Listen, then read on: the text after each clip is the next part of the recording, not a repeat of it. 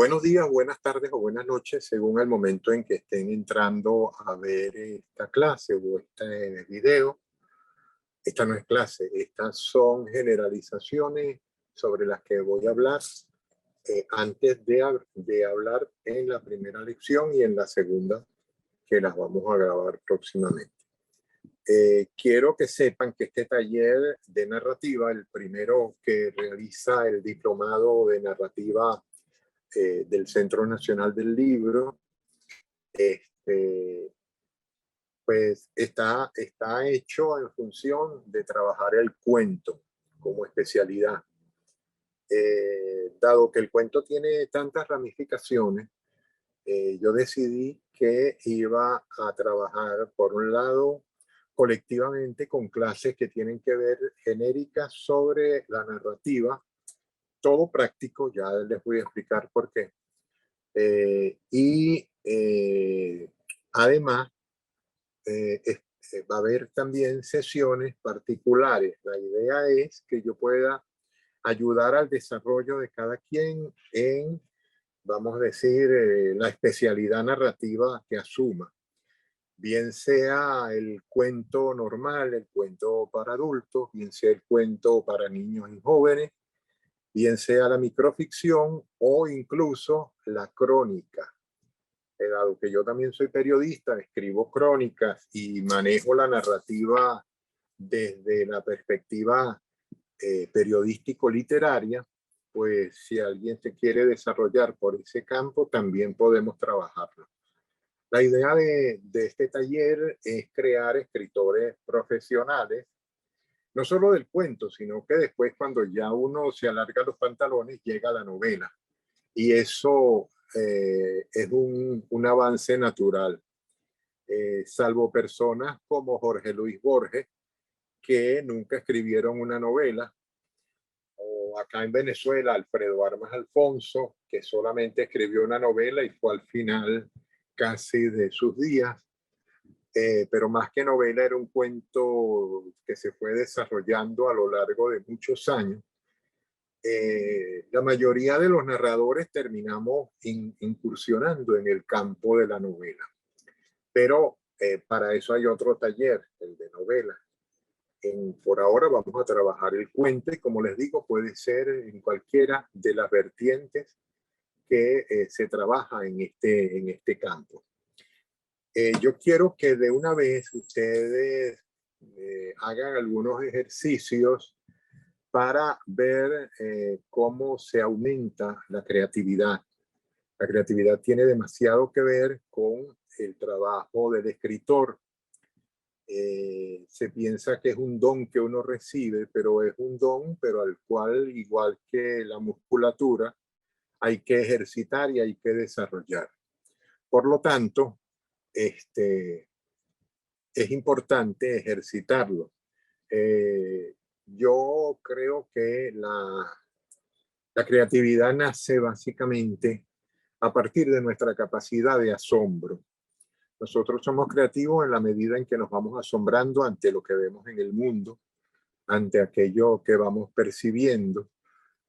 Cuando somos niños, todo nos asombra porque no lo conocemos. Y esa misma mirada nos llega cuando somos adultos y vamos de turistas a cualquier otro sitio. Todo lo que vemos nos llama la atención y eso hace que nuestra visión, o mejor dicho, nuestra estadía y nuestra visión se compaginen para darnos una especie de versión de lo que éramos cuando éramos niños, solo que ya de adultos podemos hablar, podemos reflexionar, etc.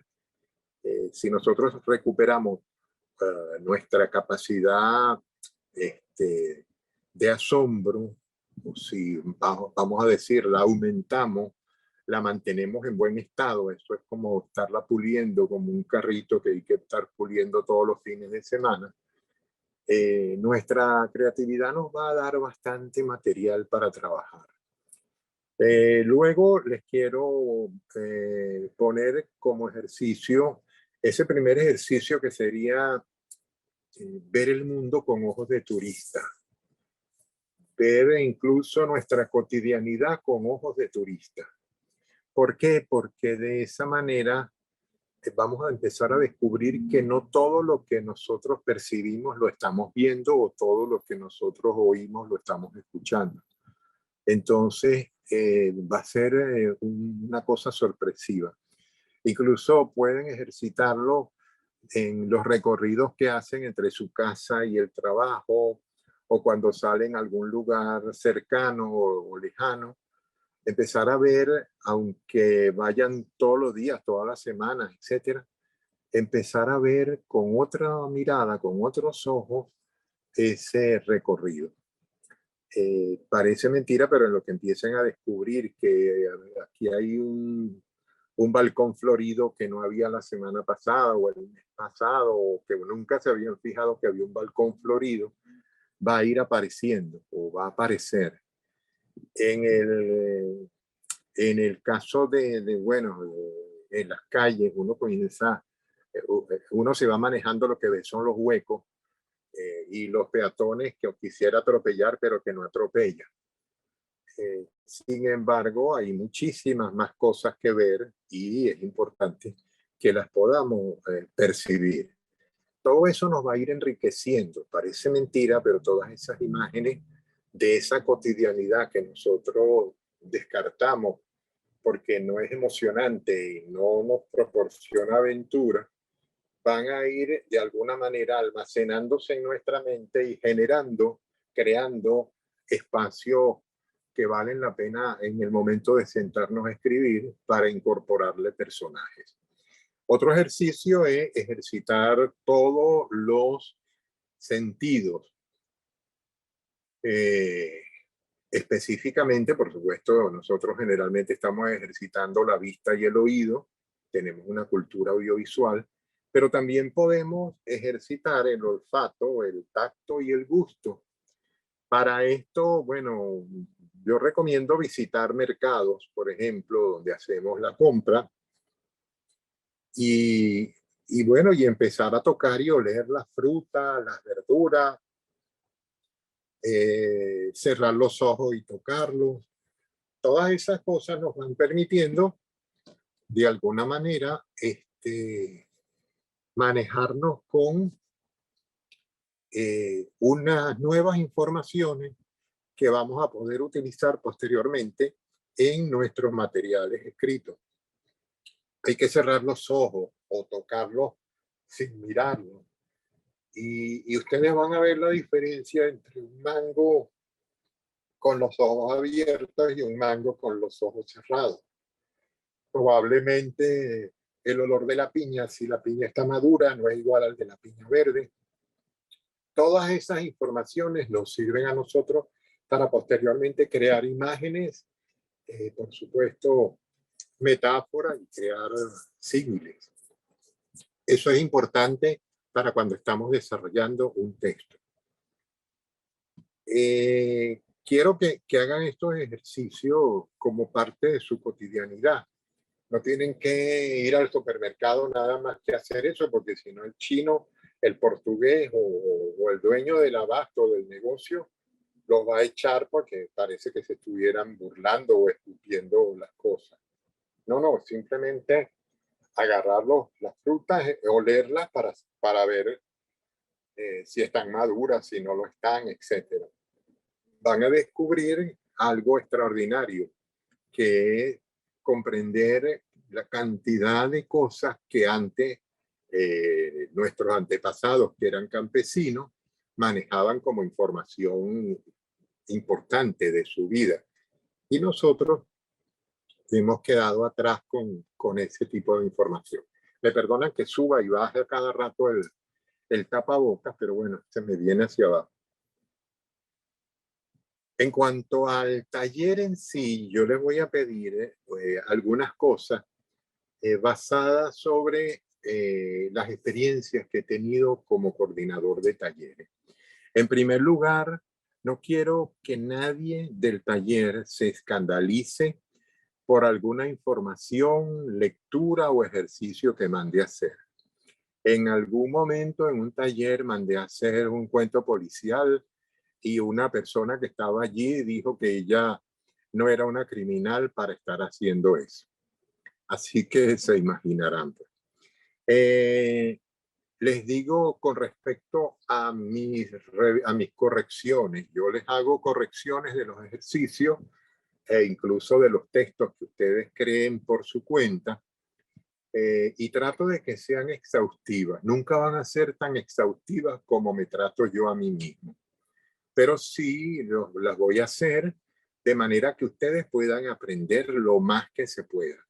Les voy a pedir que por favor jamás tomen ninguna de esas críticas o comentarios que yo haga como algo personal. No tiene nada que ver. Yo no tengo nada contra ninguna de las personas que ingresaron. A la mayoría no la conozco. Entonces, no piensen que si yo hago un comentario negativo de un texto, lo estoy haciendo porque le tengo mala voluntad a alguien. Por favor, eso ya somos adultos, tenemos que dejarlo a un lado y entiendan que cualquier comentario que yo haga, lo hago de muy buena fe y con la idea central de que ustedes crezcan, de que superen defectos que tienen. Yo siempre doy las gracias al universo porque, y a Dios y a las personas que me ayudaron, porque siempre encontré personas que me ayudaran a corregirme.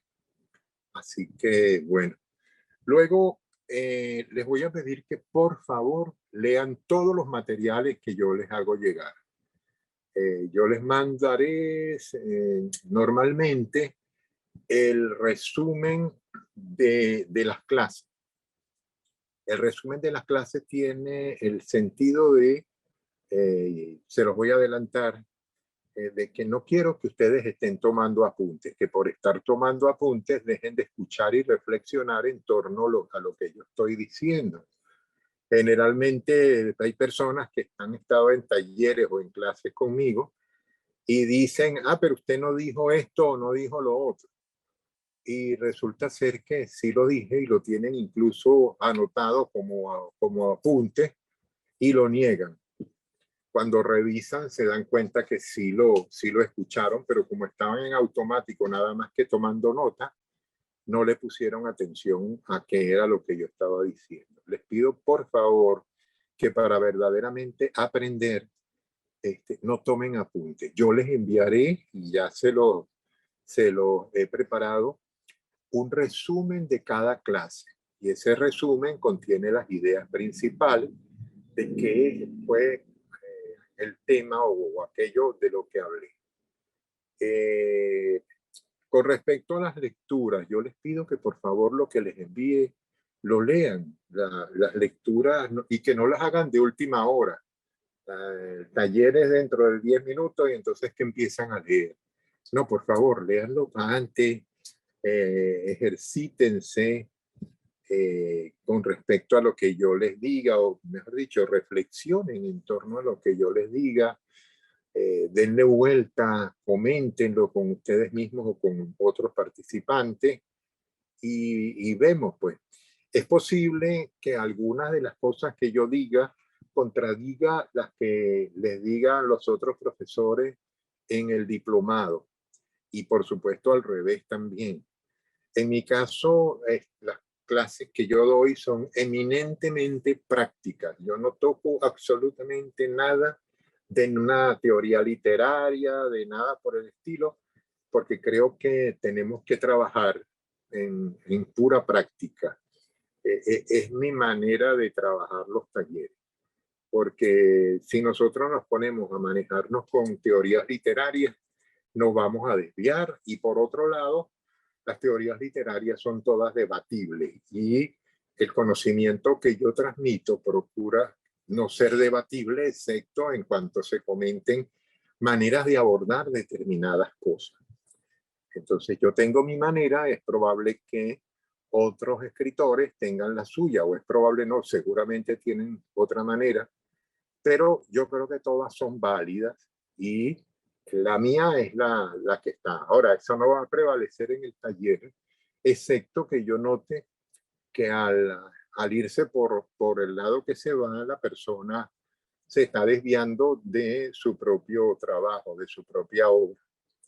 Y eso es tampoco algo que quiero. Tenemos otra generalidad que en torno al taller, quiero decirles que, bueno, que las lecturas que les voy a enviar, generalmente cuentos, para que conozcan los mejores cuentos de la literatura universal, no les va a tomar mucho tiempo de leer a la semana, por lo tanto, lo pueden leer una noche, lo pueden leer en cualquier momento. Yo creo que lo máximo que pueden durar esas horas de lectura son 2 horas a la semana o 3 horas. En algún caso les enviaré material que les dure para más tiempo.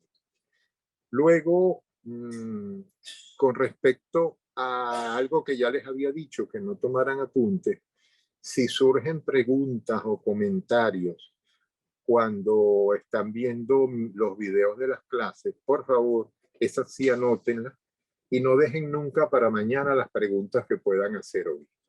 Me parece que es importante que ustedes puedan hacer todas las preguntas que quieran, y si yo estoy en capacidad de responderlo, las respondo. Si no, me comprometo a buscar junto a ustedes las respuestas. Hay muchos espacios en la red en los cuales hay personas probablemente mejor preparadas que yo que tienen la respuesta o el material que se requiere. Los buscaremos y aprenderemos todo. Y por último, bueno, yo quiero que todos los ejercicios que mandé a hacer los puedan hacer sin ningún problema.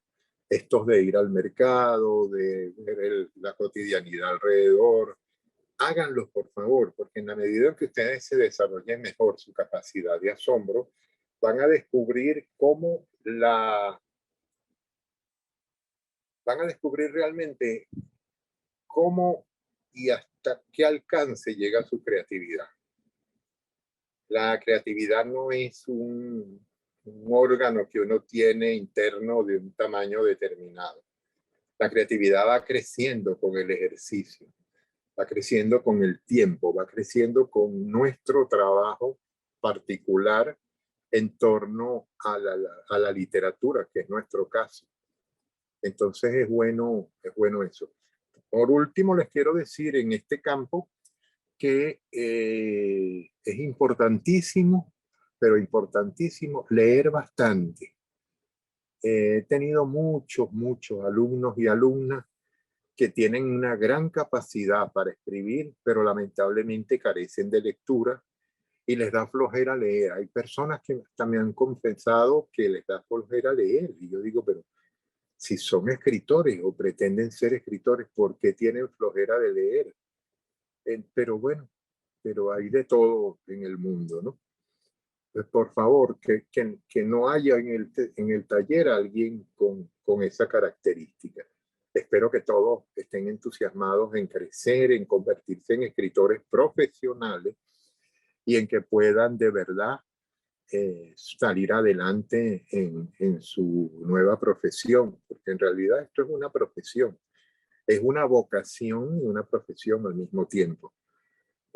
Con autoformación en la mayoría de los casos, pero ustedes tienen la fortuna de que están participando de un taller. Yo también participé de un taller en el Centro de Estudios Latinoamericanos Rómulo Gallegos cuando el Centro de Estudios comenzó a funcionar. Estuve en el primer taller de narrativa que coordinaba precisamente Alfredo Armas Alfonso y pude aprender muchísimo. No solamente por lo que él nos enseñaba, sino por los comentarios de las personas con las que estaba haciendo el taller. Problemas que cada uno de nosotros creía que eran únicos y hasta personales, fuimos descubriendo que lo tenían todos los que, o la mayoría de quienes estaban empezando a escribir. Y eso es un bono especial que uno obtiene en los talleres, el poder darse cuenta que aquellas taras que uno creía que tenía y que eran insalvables, resulta ser que no, que forman parte de nuestra preparación. son las ausencias y carencias que tenemos que ir llenando, que tenemos que ir transformando en parte nuestra. Otra cosa de las que le quería hablar antes de cerrar esto son las obras que yo considero que es importante que ustedes tengan, que ustedes posean para trabajar. Hay quienes trabajan y nunca quieren ver un diccionario ni nada por el estilo y malutilizan determinados vocablos. Hay cantidad de palabras que nosotros usamos en el lenguaje habitual y creemos que forman parte de el habla del español, y resulta ser que en Venezuela tienen un significado totalmente, a veces hasta totalmente opuesto al que en realidad tienen en el resto de los países de habla hispana. Pero es bueno de repente, cuando tiene cualquier duda, apelar a varios diccionarios que uno tenga en su casa.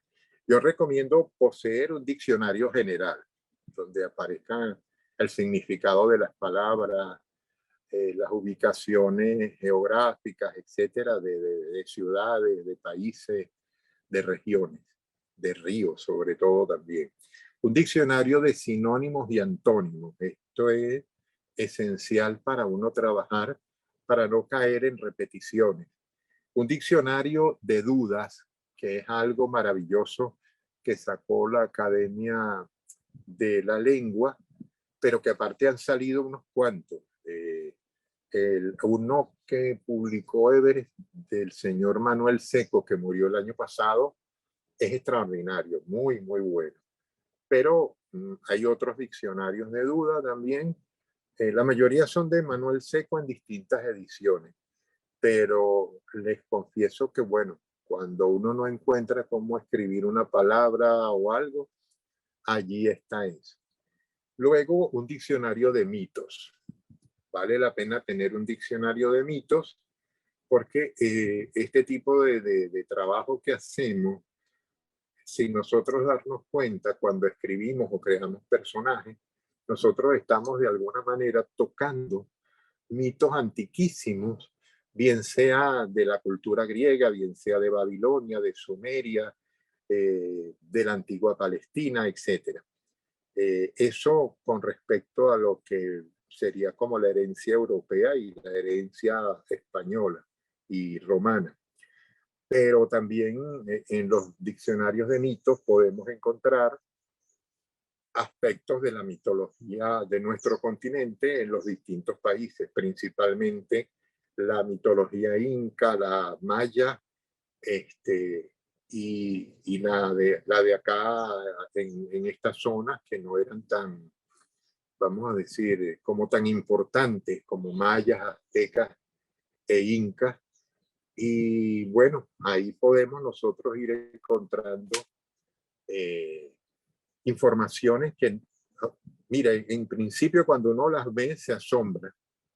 Vamos a encontrar hasta nombres propios de nuestro continente para ponerle a personajes. Vamos a encontrar muchísimas cosas. Les digo una cosa, no es que quiero que salgan a comprarlas. No, no, no, no. No hace falta que las compren. De hecho, a lo mejor algunas las tienen o las tienen todas, pero quien no los tenga, yo se los puedo hacer llegar por correo electrónico en versión EPUB o en versión PDF. Al respecto les quiero decir una cosa. Yo sé que a muchas personas no les gusta leer libros electrónicos, pero lamentablemente para allá es que vamos, y con el tiempo, cuando uno viaja se da cuenta, han ido desapareciendo librerías de novedades y han ido apareciendo muchas librerías de viejos, librerías con libros usados, etc. Y esas son las que están de alguna manera surgiendo. Hoy en día el problema con el papel a nivel mundial es enorme. No es solamente Venezuela, como nos han querido hacer ver, que nos dicen, no, es que aquí en Venezuela, por culpa de Maduro, por culpa de este o de aquel, no se puede traer papel. Es absolutamente falso. En España, la última vez que estuve, siempre que yo iba había aproximadamente unas 80 novedades del mes, escuchen bien, del mes, en la Casa del Libro. La última vez que estuve, no me lo van a creer, solamente había una en vez de 80. Así que bueno, ese es el panorama del papel en el mundo. Sin embargo, las ediciones electrónicas siguen tan campantes y aumentando cada día. Por eso les pido que por favor, si no tienen el formato EPUB en la tablet, en la computadora, en el teléfono, por favor, bájenlo y lean allí. Es bastante seguro, bastante cómodo de usar. Es más cómodo que el PDF, pero hay muchas cosas que lamentablemente no están todavía en EPUB, pero sí se consiguen en PDF. Los diccionarios de los que he hablado, todos se los puedo hacer llegar a quienes lo deseen por vía electrónica, es decir, a sus correos electrónicos. Por lo demás, bueno, creo que bienvenidas y bienvenidos nuevamente al taller y espero que todo vaya muy bien. Un gran abrazo para todas y todos.